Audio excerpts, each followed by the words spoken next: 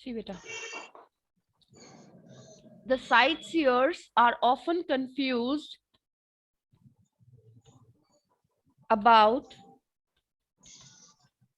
the arts governing authorities. Ministry को मैंने क्या कर दिया, governing authorities and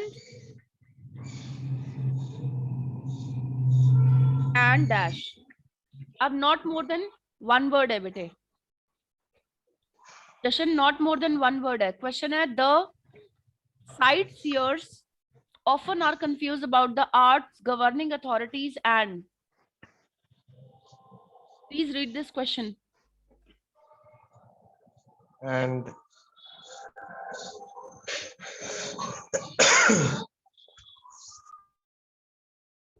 ma'am answer कहाँ पे है इसका, किस फिलिप्स में ऑप्शन चूज करना है.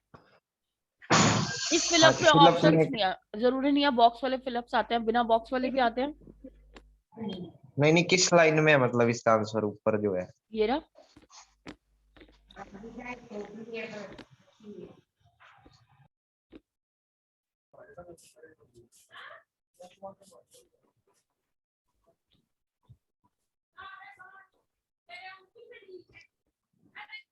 State of the art ma'am. बिल्कुल वन वर्ड है तो स्टेट ऑफ द आर्ट. और अगर मैम मिनिस्ट्री ऑफ आर्ट भी तो हो सकता है बेटा, उसकी जगह मैंने किया है आर्ट की गवर्निंग अथॉरिटीज. मिनिस्ट्री कौन होती है, मिनिस्टर्स कौन है हमारे, गवर्निंग गवर्नमेंट में. अथॉरिटीज. Yes, governing authorities. ठीक है, तो अब दूसरा ऑप्शन क्या बचा, म्यूजियम का स्टेट ऑफ द आर्ट. अगर मैं यहाँ पे अब आपको बोलूं बेटा 3 वर्ड्स है आपने लिखने हैं, तो and the museum state of the. Yes, and the museum state of the art, क्योंकि state of the art one word है और ये 3 वर्ड्स हो जाएंगे टोटल. एनी बीच में कितने हाइफन हो वर्ड एक ही माना जाएगा. यस बेटे, कितने भी हाइफन हो वर्ड एक ही माना जाएगा. अब इसमें देखो 3 हाइफन है, 1 2 3, 3 हाइफन्स. ये वर्ड एक है, ये सिंगल वर्ड है बेटे. अब बेटे आप बताओ, अगर आपको ये रूल्स नहीं पता, ठीक है, ऑटोमेटिक सी बात है कि आपको पेपर में आंसर 1-2 गलत हो गए और वही 1-2 आंसर आपको बचाने वाले भी हो सकते हैं. ठीक है, सो संतोष, क्लास लंबी जानी चाहिए कभी कभी. ओके, जो करा रही हूँ अच्छे से कराऊंगी बेटे, लेकिन I cannot assure everything, right? Whatever I'm teaching you, I want to teach it right across properly. आपको कराने से पहले हमें असाइनमेंट करना पड़ता है. We need to copy paste everything. कहाँ से पिक करें, कहाँ से ना करें. We have to see it, okay? So the next thing is, खास ध्यान रखना है इस वर्ड का भी. अब मैं आपको एक बताने जा रही हूँ. Remember that your answer should be grammatically correct. आपका आंसर ग्रामेटिकली करेक्ट होना चाहिए. Check the type of word that fits in the space. Is it a verb, noun, adjective और एडवर्ब. अब मैं आपको ग्रामर में कंफ्यूज नहीं करूंगी, ठीक है. जैसे आप ये वर्ड्स को रीड करना स्टार्ट करोगे ना, these once, you will be confused. Ma'am ये वर्ब, एडजेक्टिव, एडवर्ब, नाउन जब हमारे सामने आते हैं तो ऐसे लगता है अक्षर घूमने लग जाते हैं. ठीक है, मैं आपको कह ही नहीं रही, आप ये सोचो. आप सिर्फ ये सोचो कि मैम ने हमें बताया था कि फॉर्म का ध्यान रखना है. अगर हैज वर्ड यूज हुआ तो ऑब्वियस सी बात है कि अब मेरे पास कोई चीज है. I have a phone, I have a phone, I have a hard disk. अब ऑब्जेक्ट में I have feelings, I have emotions. ठीक है, तो अगर कुछ है तो वो क्या है, उसका नाम बताना है. इमोशंस है, मोबाइल है, बुक्स हैं, क्या है. ठीक है, और एडजेक्टिव, अब वो किस तरीके का है. It is beautiful. ठीक है, अब उसको किस तरीके से किया जा रहा है, एडवर्ब, ब्यूटिफुली. ठीक है, अब क्लियर हुआ, simple. This will help you answer the question correctly, इससे आपका क्वेश्चन जो होगा वो करेक्टली आंसर होगा। आप लोकेशन पकड़ लेते हो, आपको आंसर पता लग जाता है, लेकिन उसके फॉर्म गलत होने की वजह से आपका आंसर उनको रॉन्ग करना पड़ता है। उससे वो पता है क्या सोचते हैं, एग्जामिनर क्या सोचते हैं, वैसे तो कंप्यूटराइज चेकिंग होती है रीडिंग लिसनिंग की, बट इवन देन एग्जामिनर क्या सोचता है, इसको लोकेशन फाइंड करनी आती है, इसको पता है कि रीडिंग कैसे करनी है, बट इसकी ग्रामर वीक है, इसकी इंग्लिश वीक है, इसको ये नहीं पता कि फॉर्म चेंज करनी होती है सेंटेंस में। उसकी वजह से एग्जामिनर ऑटोमेटिकली आपके बारे में एक नेगेटिव इंप्रेशन ले लेता है बेटे। ठीक है। जब कई बार हम आपसे बेटा आपकी मॉक टेस्ट शीट जब चेक करते हैं ना, तो कई बार ना क्रॉस चेक करवाते थे हम पहले।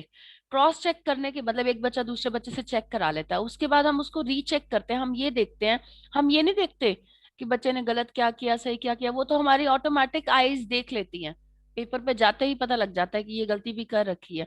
लेकिन हमारा मेन पर्पस ये होता है ये चेक करना कि बच्चा ग्रामेटिकली कितना साउंड है। राइटिंग में जब फर्स्ट डे कोई बच्चा हमारे पास आता है, कोई स्टूडेंट आता है, हम उस स्टूडेंट को क्या कहते हैं, आप थोड़ा सा ना राइटिंग किसी भी टॉपिक पे कुछ वर्ड्स लिख के दिखाओ। हम ये नहीं चेक करें उसको आइल्स की कितनी नॉलेज है, वी चेक कि उसको ग्रामर की कितनी समझ है। इंग्लिश में ग्रामर का बहुत बड़ा रोल है बेटे। So in that case you need to ensure कि आप फॉर्म गलत मत लगाओ। और उसके मैंने आपको जो 4 एग्जाम्पल दिए ना सेंटेंस के, आप मेरे वाले एग्जाम्पल याद रख लो, डेडिकेशन वाला और रितिका मैम वाला, टीचर के साथ रिलेट करना इजी होता है। अगर आप वो 4 आंसर ध्यान रख लोगे, वो जो 4 स्टेटमेंट्स थी एग्जाम्पल्स की, तो आपको लगभग आंसर उसी फॉर्म में मिलते हैं। 4 या 5 फॉर्म्स ही होती है ज्यादा से ज्यादा। एक फॉर्म और होती है जिसे हम कहते हैं एक्टिव और पैसिव फॉर्म, वो थोड़ा सा कॉम्प्लिकेटेड होता है।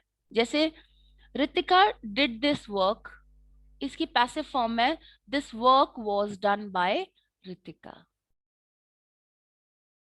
करण डिड रीडिंग, और उसको मैं बोल रही हूं reading was done by Karan. Jashan did listening, listening was done by Jashan. Santosh did writing, writing was done by Santosh. Now Dheeraj preferred master classes, master classes were preferred by Dheeraj. Sachin wanted individual attention, individual attention was wanted by Sachin. Pankaj wanted online class, offline classes, offline classes were wanted by Pankaj. Ravina wanted writing classes. Ma'am ma'am wanted दी जगह demanded भी आ सकता है ना? आ सकता है, but वैसे बेटा रीडिंग में अलाउड होता है, बट जब हम वैसे एक्टिव को पैसिव में करते हैं तो हम वर्ड नहीं चेंज करते, हम सिर्फ और सिर्फ फॉर्म चेंज करते हैं। अगर हम ग्रामर कर रहे हैं, अगर हम रीडिंग कर रहे हैं तो हमारा सिनोनिम्स का भी रोल रहता है, तो हम कर सकते हैं। ठीक है। अब रवीना वांटेड राइटिंग क्लासेस वर वांटेड बाय रवीना। अब अगर आप इस एक स्टेटमेंट को भी समझ जाओगे, मैंने क्यों इसका सब बच्चों के साथ कनेक्शन किया है, ताकि आप इसको ध्यान से सुनो। क्लियर बेटा? Any doubts? Any doubts? No. Okay, no ma'am. Perfect. No ma'am. The next thing is, जब आप आंसर को स्कैन कर रहे हो, it's going very short now, इसके बाद 5-7 मिनट का ही काम है। जब आप स्कैन कर रहे हो अपने आंसर को, make sure you are thinking about paraphrasing and synonyms. आप खास ध्यान रखो, स्कैनिंग के टाइम पे वो वर्ड ढूंढने की कोशिश मत करो जो क्वेश्चन में दिया हुआ है। आप वो वर्ड्स देखो जो क्वेश्चन में दिए हुए वर्ड्स के सेम मीनिंग जैसे हैं या उल्टे मीनिंग जैसे हैं, सिनोनिम्स है या एंटोनिम्स है। लोकेशन को उस हिसाब से ढूंढने की कोशिश करो। ठीक है। मतलब स्कैनिंग सिर्फ सेम वर्ड की नहीं होनी चाहिए, स्कैनिंग हमेशा सिनोनिम्स की होनी चाहिए, एंटोनिम्स की होनी चाहिए उस वर्ड की। और पैराफ्रेजिंग की स्टेटमेंट किसी और तरीके से भी बोली जा सकती है टेक्स्ट के अंदर। ठीक है, ये बात मैं आपको समझा चुकी हूं। इसकी डिटेलिंग करनी है या नहीं? No, ma'am. No ma'am. Perfect. Find where the answer is located in the text. Remember before the read the question, ये आपको पढ़ने की जरूरत नहीं है. You are very good at it. Words की बात हम कर चुके हैं, पैराफ्रेजिंग की हो चुकी है, स्कैनिंग की बात मैंने आपको बताई हुई है कि स्कैन हमने जल्दी करना है. रीड द, जो आज न्यू कमर है, I think Sachin you are only a newcomer today, tomorrow there will be one more girl. पीछे हमने 2 टिप्स एंड ट्रिक्स की क्लासेस ली हैं, वो क्लासेस आपकी कंडक्ट होंगी दोबारा नेक्स्ट वीक मंडे या ट्यूसडे को सेपरेट टाइम देके होंगी बेटे, सेम क्लास के साथ नहीं होंगी. लोकेट वेयर इंफॉर्मेशन ये हम कर चुके हैं. Written complete sentence, check your spelling का खास ध्यान रखना, फिलिप्स के अंदर बहुत बड़ा रोल है बेटे, ठीक है. नाउ हम इसको शॉर्ट में पढ़ रहे हैं एक बारी. मैम एक दिन आप वो भी बोल रहे थे कि ऑनलाइन ही प्रोवाइड करें सफिक्स और प्रीफिक्स की वो कुछ. बिल्कुल बेटे बिल्कुल, मैं अभी आपको ना इस क्लास के साथ एंड करके आपकी एक इंटरेक्शन सेशन रखूंगी 2 मिनट का 5 मिनट का, तो उसमें ही मैं आपको प्रोवाइड कर दूंगी स्क्रीनशॉट करके. अभी मेरे को याद दिलाना संतोष, भूले ना हम, ठीक है.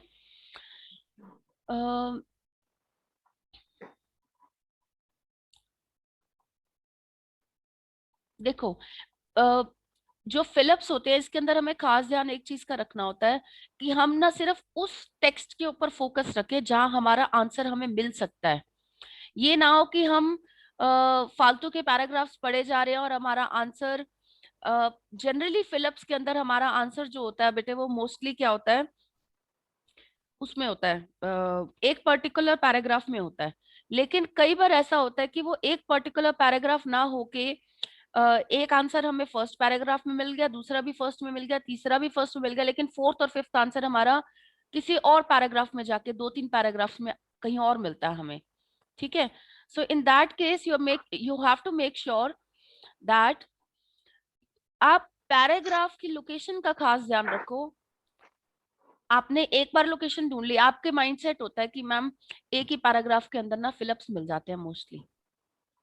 कोई बात नहीं, गुड लक है आपका कि आपको एक ही पैराग्राफ के अंदर आंसर मिल रहे हैं. लेकिन कभी कभी ऐसा होता है कि आपको फर्स्ट क्वेश्चन आपको लास्ट पैराग्राफ में मिलता है, सेकंड क्वेश्चन आपको फर्स्ट पैरा में मिल जाता है, और बाकी के 5 क्वेश्चन आपको एक ही पैरा में मिल रहे हैं सीधा, ठीक है. तो please be very particular about the location. और फिलिप्स की एक सबसे बड़ी क्वालिटी है, अगर आप पहला क्वेश्चन आंसर कर रहे हो, आपको आंसर मिल गया, दूसरा क्वेश्चन का आंसर नहीं मिला, आप उसको छोड़ दो, तीसरे क्वेश्चन का आंसर आप चेक करो, लोकेशन से पता लग जाएगा आपको कि सेकंड क्वेश्चन हमारा क्या होगा आंसर. क्योंकि लोकेशन जनरली सीरीज में रहती है, जनरली 98% मैं आपको बोलूंगी कि वो सीरीज में रहती है. 2% चांसेस है कि आपका आंसर सीरीज में ना आए. तो आपको जो सेकंड क्वेश्चन आपको जो नहीं मिल रहा, वो आपको कंफ्यूज करने के लिए, आपका टाइम वेस्ट करने के लिए उन्होंने ट्रिक डाली है कि इस पे वो ज्यादा टाइम लगाए, और उसके अंदर वो पता है क्या करते हैं, फॉर्म चेंज करते हैं स्टेटमेंट की. फॉर्म चेंज करने की वजह से आपका वहां पे वो टाइम ज्यादा लगा देते हैं, और उसकी वजह से आप जो आगे के 3 या 4 क्वेश्चन जो इजी होते हैं उसमें भी गलती कर जाते हो जल्दी करने के चक्कर में. So in that case you need to ensure, अगर आपको पैराफ्रेजिंग या रीफ्रेजिंग और सिनोनिम्स का ध्यान रखना आता है, एक्टिव पैसिव का पता है आपको, तो आपको फॉर्म का पता है कि लैंग्वेज किस तरीके से पूछी गई है, बोली गई है, तो आप क्वेश्चंस को इजीली सॉल्व कर पाओगे. You should have worked out for that question. छोड़ दो इसको भी. Next thing that we are going to take is, okay beta, this is not meant for you. Okay, आगे पैराग्राफ की एक एक्टिविटी दे रखी है which I will not be discussing.